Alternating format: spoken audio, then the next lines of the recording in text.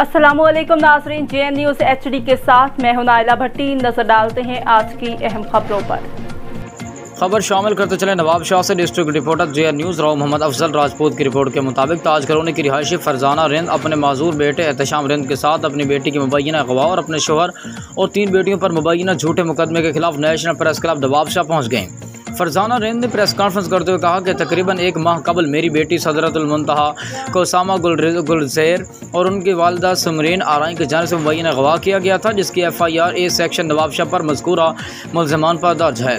Police ने कोई कार्रवाई नहीं की, जबकि 1 हफ्ता कबल SHO मरियम ने मेरी बेटी को नवाब शाह की अदालत में निकाहनामे और 164 के बयान के साथ पेश किया, जबकि मेरी बेटी की उम्र 16 साल है, जो मेडिकल में साबित हुई और अदालत ने मेरी बेटी को दारुल अमान भेज दिया।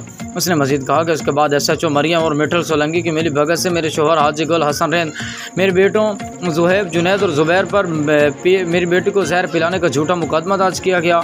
जिस दिन मुकदमा दर्ज हुआ उसी दिन से मेरी शोहर और बेटे लापता हैं और मुझे लगता है कि उन्होंने पुलिस ने गुम कर दिया है। उन्होंने मजीद कहा कि मेरी बेटी की जान को खतरा है। उसने IG सिंध, DIG शहीद बेनज़ीराबाद, SSP शहीद बेनज़ीराबाद से मुतालबा किया कि मज़कूरा मुल्ज़मान के खिलाफ सख्त कार्रवाई करके मेरी बेटी मेरे हवाले करने के साथ साथ मेरे शोहर और बेटों पर दर्ज मुकदमा ख़त्म करके उन्हें ज़ाहिर किया जाए। बसूरत दीगर मैं प्रेस क्लब के सामने खुद को आग लगा कर खुदसूसी कर दूँगी।